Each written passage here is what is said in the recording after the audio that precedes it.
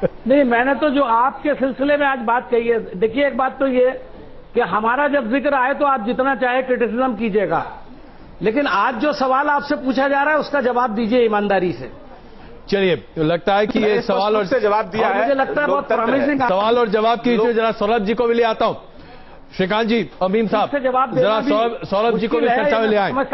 सौरभ जी, आप तो खुद भी दिल्ली में मंत्री रह चुके हैं, जाहिर सी बात है सरकार जब बनने की होती है तो ये सब कवायदें बड़ी तेज हो जाती हैं, आपने भी देखा है। तो क्या भारतीय जनता पार्टी के भीतर जो चल रहा है उसका अंदाजा आप लोगों को भी है, या कुछ ऐसी ही चीजें आपकी पार्टी में भी चल रही थी जब आपकी सरकार यहां बनती हुई दिख रही थी? कुछ प्रॉब्लम आ रही है? बिल्कुल बिल्कुल। एक नेचुरल, पहली बात तो एक नेचुरल प्रोसेस है कि अगर उनको ऐसा लगता है कि उनकी सरकार बन रही है तो वो लोग इस चीज की अटकलें लगाएंगे कि किसको क्या मिलेगा। मगर जिस तरह की नरेंद्र मोदी की पर्सनैलिटी रही है, जिस तरीके का बैकग्राउंड उनका रहा है जी, उससे सब लोगों को ये बात पता है कि नरेंद्र मोदी बर्दाश्त नहीं करते कि उनकी लीडरशिप के बाद कोई second line of leadership, third line of leadership आए, उसके बाद सिर्फ फोर्थ लाइन, फिफ्थ लाइन ही होती है, बाकी बीच में वैक्यूम क्रिएट करके रखते हैं। गुजरात की भी बात देखें तो आप नरेंद्र मोदी के नाम के अलावा आपने कभी कोई और नाम नहीं सुना होगा। तो नरेंद्र मोदी की कोशिश इस कैबिनेट में अगर वो बनता है तो यही रहेगी कि वो वन मैन शो ही हो। और जहां तक अडवाणी जी की बात है, जोशी जी की बात है, सुषमा स्वराज की बात है, ऐसा कुछ नहीं है कि वो इनको कोई कॉन्सोलेशन देना चाहते हैं या इनको कोई ऑनर देना चाहते हैं। सिर्फ नरेंद्र मोदी की कोशिश ये रहेगी या राजनाथ सिंह की कोशिश ये है कि जो सेलिब्रेशन का मूड अगर पार्टी के पास आए, शुरू के जो 3-4 महीने जो ये सेलिब्रेट करें, ये हनीमून पीरियड रहे, उसके अंदर खटास ना पैदा हो जाए, उसके अंदर ऐसा ना हो कि सुषमा स्वराज, अडवाणी कोई झंडा उठा के खड़े हो जाएं। सिर्फ उसको मैनेज करने के लिए है, वरना ये बात तो सबको मालूम है कि जिन जिन लोगों ने मोदी का विरोध किया है, अगर मोदी प्रधानमंत्री बने तो 3 महीने बाद वो टेलीविजन चैनलों में भी आने बंद हो जाएंगे, उनके अखबारों में नाम छपने भी बंद हो जाएंगे। मुझे लगता है श्रीकांत जी आप इसका जवाब देना चाहेंगे, लेकिन उससे पहले एक छोटी सी रिपोर्ट हम यहां पर पेश करना चाहते हैं जो अटकलें हैं।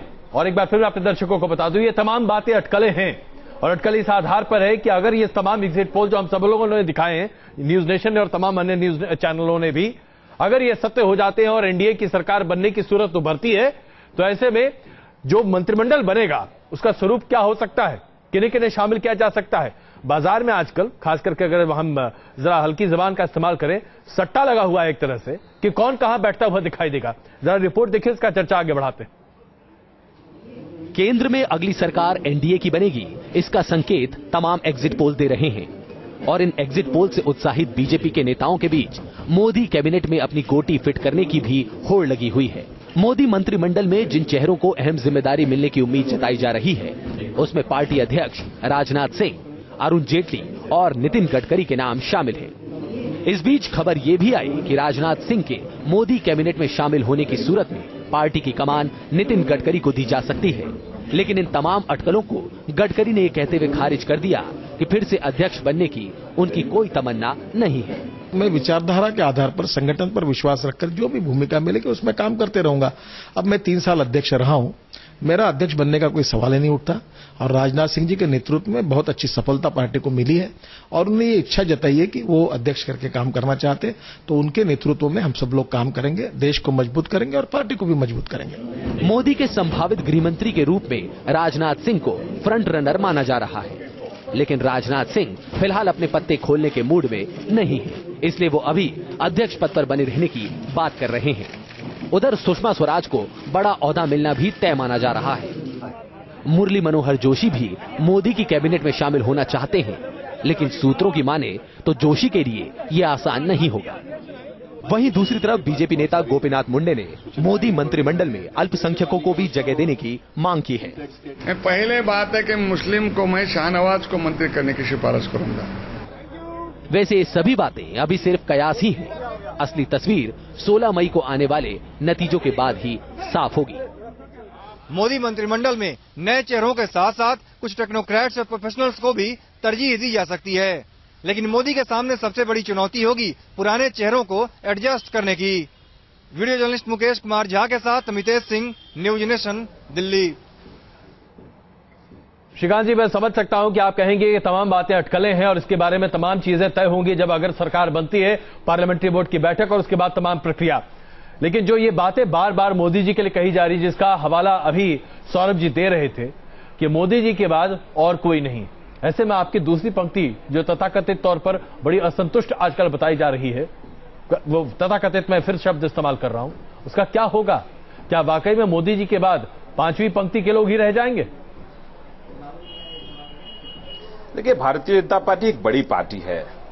सौरभ जी उस कैबिनेट के सदस्य रहे हैं जो पार्टी 49 दिन में दिल्ली छोड़कर भाग गई। दूसरी किसी पॉलिटिकल पार्टी पर टिप्पणी करना बहुत आसान होता है। दिल्ली की जनता ने आपको जिम्मेदारी दी। विपक्ष जो आपको समर्थन दे रहा था, कांग्रेस जिसकी आप बी टीम है, वो लगातार आपका समर्थन करते रहे। बिजली, पानी, दिल्ली को स्वर्ग बनाने का सपना आपने दिल्ली की जनता को दिखाया। नौजवानों को गुमराह आपने किया और अल्टीमेटली आप भाग गए, जिम्मेदारियों से भाग गए। जी, राष्ट्रीय चैनल पर बैठकर प्रवचन करना बहुत आसान है, लेकिन जब जनता जिम्मेदारी देती है उस जिम्मेदारी का निर्वाह करना। अच्छा श्रीकांत जी, बस एक छोटा जवाब दीजिए इससे पहले कि हमें ब्रेक लेना पड़े। ये बता दीजिए कि क्या वाकई में ये जो आरोप है मोदी जी के ऊपर, वो सत्य होता दिखाई देगा, या तो मोदी जी या फिर कोई नहीं? देखिए, ये आरोप बहुत लंबे समय से लग रहे हैं जी, और अपने काम से हम इन आरोपों का जवाब देते रहे हैं। कोई हमारे लिए आरोप लगना, मोदी जी पर आरोप लगना, भाजपा पर आरोप लगना, संघ पर आरोप लगना कोई नई बात नहीं है। चलिए, आप सबसे काम कर जी, आप सबसे गुजारिश, आप हमारे साथ बने रहें। हम वापस आते हैं, उसके बाद चर्चा इस बात पर करेंगे। भारतीय जनता पार्टी ये कोशिश कर रही है कि अगर एग्जिट पोल के आधार पर नतीजे उसी तरीके से निकल कर आते हैं और एक बड़ी सरकार बनाने का मौका मिलता है, तो एनडीए अपने आप को और बड़ा करना चाहता है और माना जा रहा है कि जयललिता जी और नवीन पटनायक जी से बातचीत चालू है। क्या वाकई में यह वास्तविकता हो सकती है? करेंगे इस पर चर्चा, बने रहिए हमारे साथ।